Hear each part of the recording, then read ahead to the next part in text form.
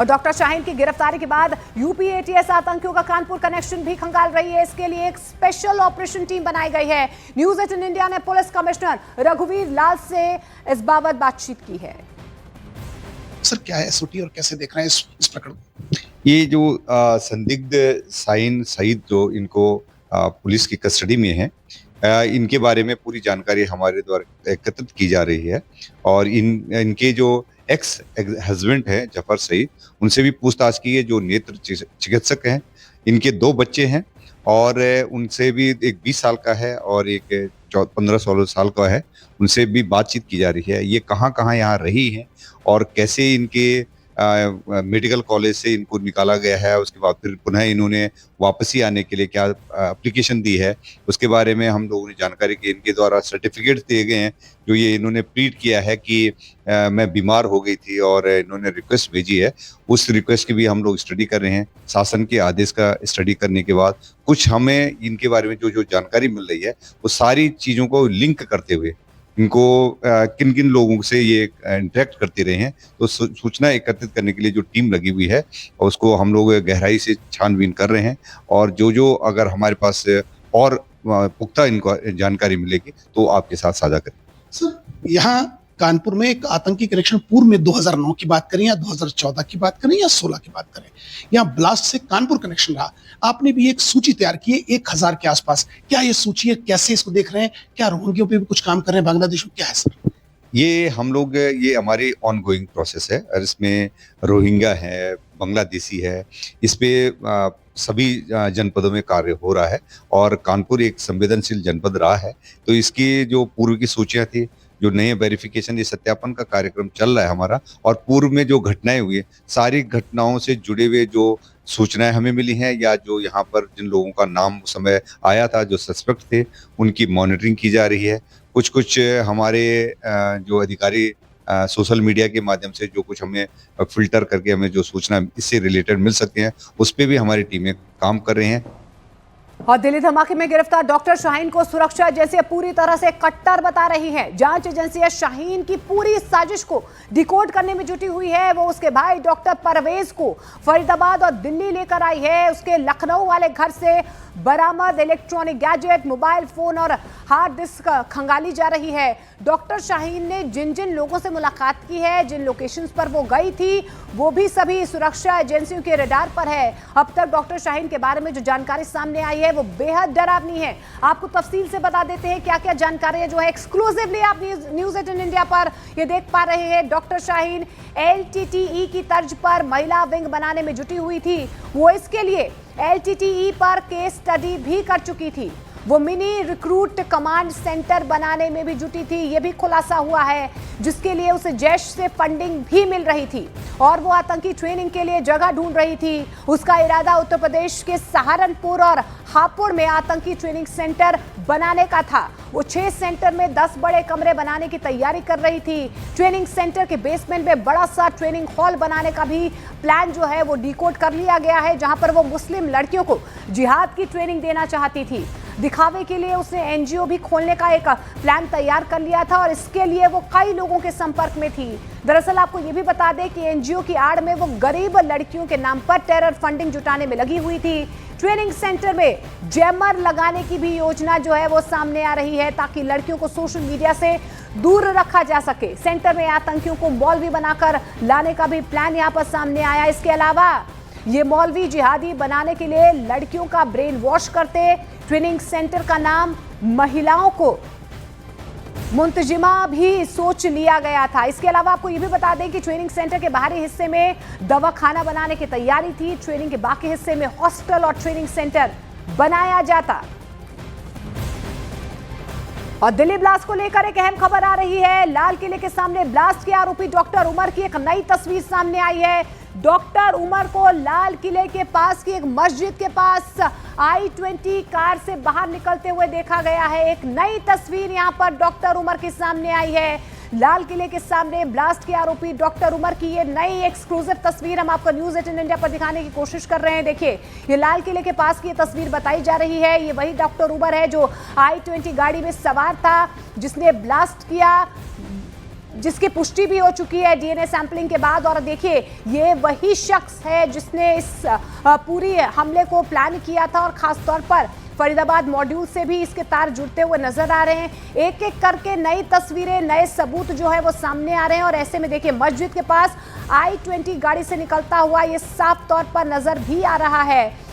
जिस तरीके से इसकी रूट की प्लानिंग रही है, कैसे इसने दिल्ली में एंटर किया है, दिल्ली के अलग अलग इलाकों में से देखा गया है। ये एक और जो लेटेस्ट तस्वीर जो है ये सामने आई है, लाल किले के सामने की ये तस्वीर बताई जा रही है। ये नई तस्वीर है, लाल किले के पास की एक मस्जिद के पास इसे देखा गया है। तो देखिए एक एक करके नए सबूत जो है डॉक्टर उमर को लेकर अब सामने आ रहे हैं। किस तरीके से इसकी पूरी कंपनी जो है लगातार काम कर रही थी और कैसे इसने पूरी प्लानिंग की है। और इसी खबर पर ज्यादा जानकारी के लिए अनवित श्रीवास्तव हमारे सहयोगी हमारे साथ जुड़ रहे हैं। अनवित, कब की ये तस्वीर बताई जा रही, कहाँ की, कितने बजे की, क्या डिटेल्स? देखिए ये फोटो उस समय का है जब उमर नबी दिल्ली में उस I-20 कार में घूम रहा था और उस गाड़ी में उस समय एक्सप्लोजिव्स मौजूद थे एंड ये उस गाड़ी में घूम रहा था। और ये विजुअल उस समय का है जब वो गाड़ी से उतरा था एक मस्जिद के पास। और ये नहीं कहा जा सकता ये मस्जिद के अंदर जाने के लिए उतरा था या किसी से मिलने के लिए उतरा था। और ये विषय है जिस पे पुलिस की जांच अभी चल रही है। पुलिस ये जानने की कोशिश कर रही है कि जिस टाइम ये दिल्ली में घूम रहा था क्या उस दौरान इसने किसी से संपर्क किया या कहीं से कुछ सामान लिया। कावेरी इजी फास्ट है कलर, इजी भी और फास्ट भी। दिल्ली धमाका केस में अब एनआईए ने जांच की कमान संभाल ली है। सूत्रों के मुताबिक एनआईए ने दिल्ली पुलिस और फरीदाबाद पुलिस से सभी सीसीटीवी फुटेज अपने कब्जे में लेने का फैसला किया है।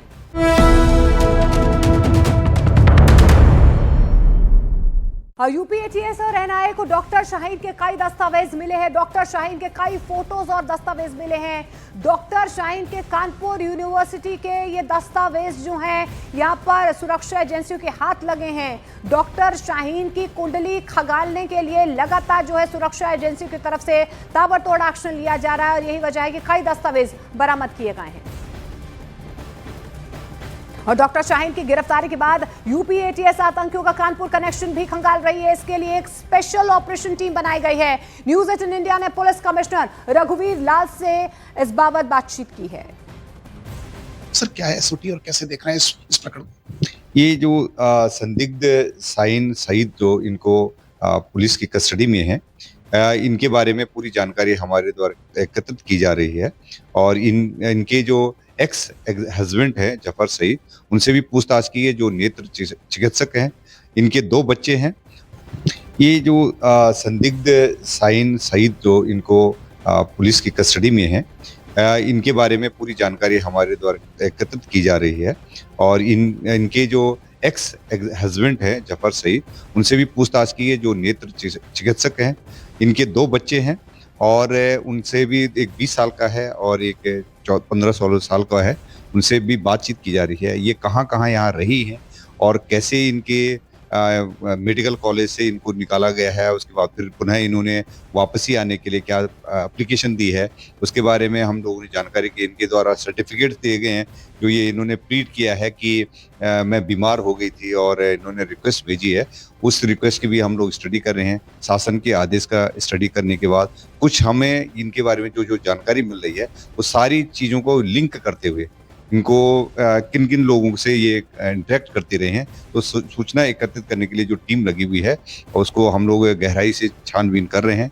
और जो अगर हमारे पास और पुख्ता इनको जानकारी मिलेगी तो आपके साथ साझा करेंगे। सर यहाँ कानपुर में एक आतंकी कनेक्शन पूर्व में 2009 की बात करें या 2014 की बात करें या 16 की बात करें, यहाँ ब्लास्ट से कानपुर कनेक्शन रहा।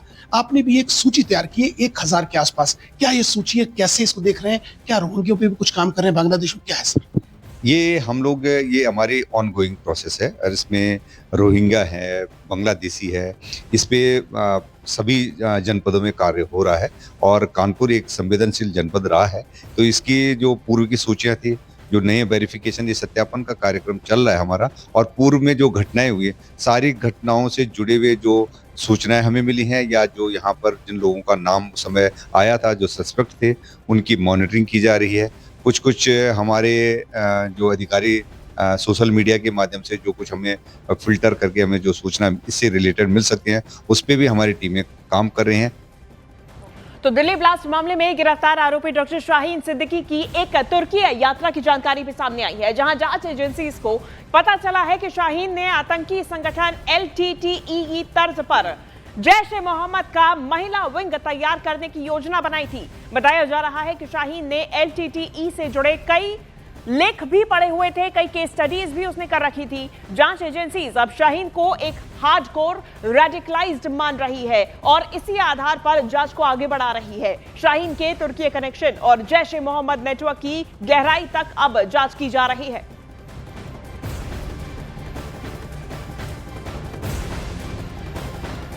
और इस बीच दिल्ली ब्लास्ट में गिरफ्तार डॉक्टर शाहीन से जुड़ी हुई एक और बड़ी खबर अब आपको जान लेनी चाहिए। आज डॉक्टर शाहीन और उसके भाई परवेज को आमने सामने बिठाकर पूछताछ की जा सकती है। दोनों सगे भाई बहन हैं और दोनों के बीच जैश नेटवर्क से जुड़े हुए कई अहम सुराग मिलने की उम्मीद है। एजेंसियां ये मालूम करने की कोशिश कर रही हैं कि शाहीन की आतंकी साजिश में परवेज की कोई भूमिका थी या फिर नहीं। जांच एजेंसी कल डॉक्टर शाहीन के भाई डॉक्टर परवेज को फरीदाबाद से दिल्ली लेकर गई थी। आमने सामने की पूछताछ होगी। कई सारे ऐसे खुलासे हैं जो हो सकते हैं।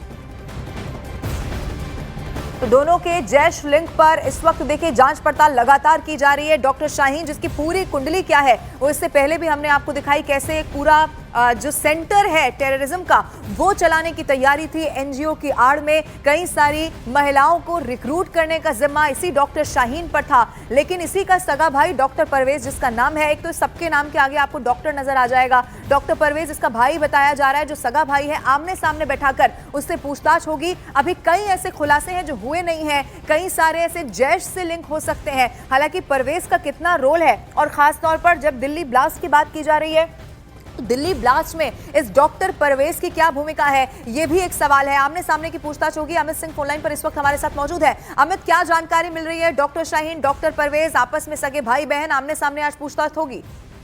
या बिल्कुल, जिस तरीके से बीते कल ही जांच एजेंसी जो है फरीदाबाद दिल्ली लेकर पहुंच गई है डॉक्टर परवेज को, और उसकी जो गिरफ्तारी है, उसको जो हिरासत में लिया गया था वो लखनऊ से लिया गया था डॉक्टर परवेज को हिरासत में। और अब जब Faridabad Delhi Kaveri easy fast hair colour, easy भी और फास्ट भी।